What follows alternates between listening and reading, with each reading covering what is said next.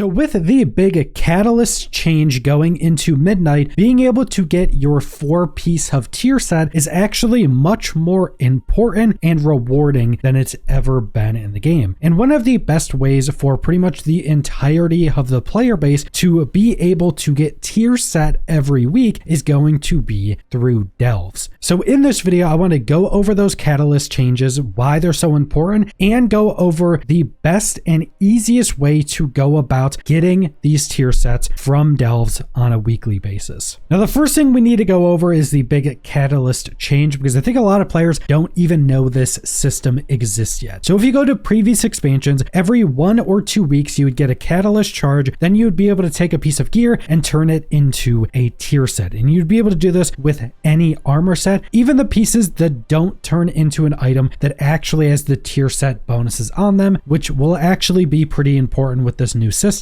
And going into midnight, we still have that same system where you get a catalyst charge. I think it's every 2 weeks now, and you can use that catalyst charge to turn a piece of armor into a tier piece set. But the big change with midnight is that once you get your 4 set bonus on that specific character, you will get an achievement that allows you to continuously get more catalyst charges by doing pretty much any endgame content in the game. So this includes delves, this includes Mythic Plus runs, this includes raids, and I think this also includes some other things. Presumably something like PvP would also be within that. So once you've gotten your 4 set bonus, you can just keep unlocking more catalyst charges, which is pretty important because it will allow you to always upgrade the new gear you get. Because in previous systems, after you got your 4 set, if you got another piece of armor in a slot you already had tier in and you would lose one of your bonuses from switching it out, you probably weren't going to do that and probably save it for later on to see if you had another catalyst charge, or to just keep trying to get upgrades to the tier sets themselves. But with this system, after you get your 4 set bonus, you can just always easily keep upgrading anytime you get a piece of gear. But on top of that, you also have all of the off pieces in your class set. So the pieces that don't give the tier set bonus on them, you can still use catalyst charges to turn all of those off pieces of gear into the tier set version, which will have different stats. And depending on what class and spec you are, those stats could be better than the piece of armor you already have. For instance, when I've been looking at the overall best in slot list for some of the classes and specs I'm playing, a good chunk of them are items from the catalyst that don't have a tier set bonus on them. So they're offset pieces from your class set, which you normally wouldn't really be able to use the catalyst system for in previous expansions. So this is a pretty massive change, and that brings us to the delve farm you're going to be doing to do this.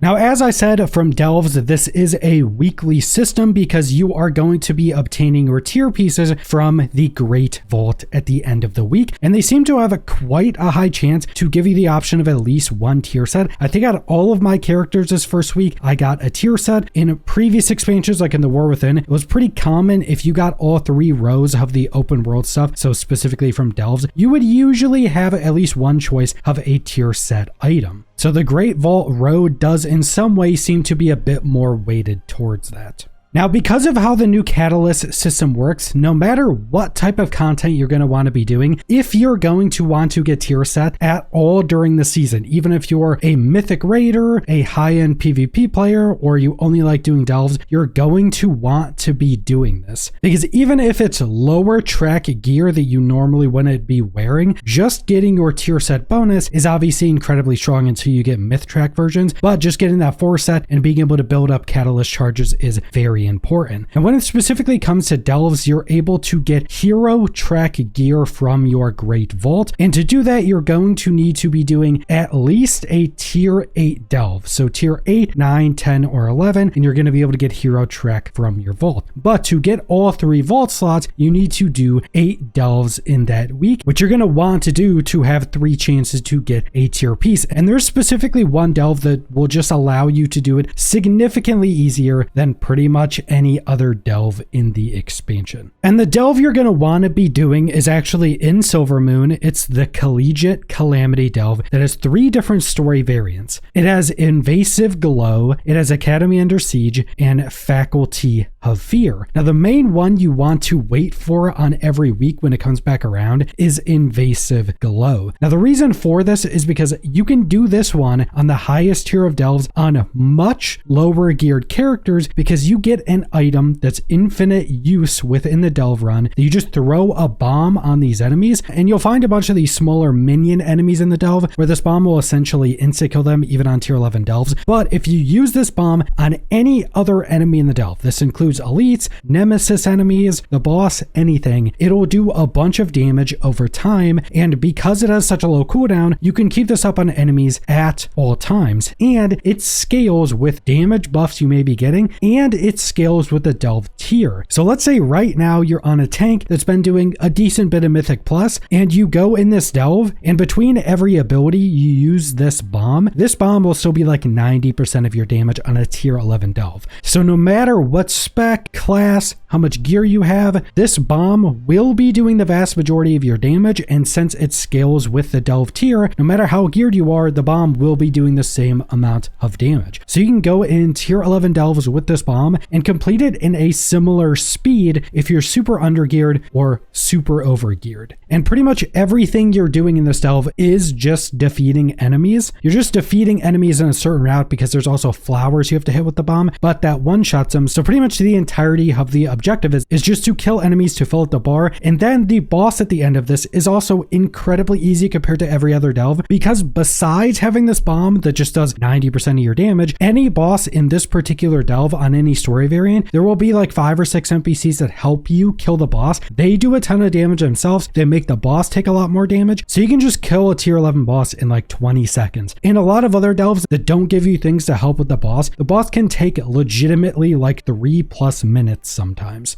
Now, the other 2 story variants of this delve are also pretty fast. One of them gives you a bunch of other items to use as well. Not near as good as a bomb, but still pretty good. And all of these story variants, there will still be the NPCs on the boss, which is one of the biggest time savers of this delve, that these NPCs are just helping you kill a boss significantly more quickly. And because there's 3 story variants that get cycled through every day, you will have multiple opportunities to do this delve with Invasive Glow to be able to very easily fill up your vault on every character. Because before Mythic Plus was even released, I was able to do these delves on tier 11, which you don't actually have to do. You really only need to be doing this on tier 8. But on tier 11, I was able to get these delve runs down to between like 6 to 7 minutes, and that includes getting all 4 of the nemesis groups. So if you skip those, you could probably even do it faster, and that doesn't include just having a lot more gear now. So even on undergeared characters, you could probably do these runs in 7 minutes. And again, that's on tier 11. On undergeared characters, you could probably do this in more like 6 minutes. So multiply 6 times 8 different runs. You're not actually spending a ton of time to completely fill up the outdoor row of your Great Vault, which will just give you a very high chance to get tier pieces. And just doing this on all of your ults, especially if you're someone like me that has like 6 or 7 level 90s by now, doing this on all of your ults is pretty much the best way to get tier on any character you may want to play. And this will also help you progress every other element of Delve. Next week, when the Delve journey is unlocked, this will give you a lot of progress to that. If you don't have Lyra at level 60 yet, you will be getting a decent bit of experience for every completion of this. This will also be giving you a ton of undercoins, which over time will just allow you to pretty much guarantee the Nemesis boss spawns, so you can defeat him, get the extra loot from defeating him in the Delve, and then also get your map to get more hero trek gear at the end of the Delve for all of those alts. And just waiting for this specific story variant of this Delve makes all of that significantly easier and faster on every upcoming week of this season. So I'd very much recommend using this as much as you possibly can. I'm honestly surprised they've kept this bomb working on all enemies within this Delve, because realistically just none of the other Delves has this much help for you. A lot of other Delves have items you could pick up to use to help you in certain packs, or different environmental things that can help you take out out enemies more quickly. Nothing comes even relatively close to this, and it's in a delve that's already one of the fastest in terms of movement and traversal. So this is just by far the best delve to go do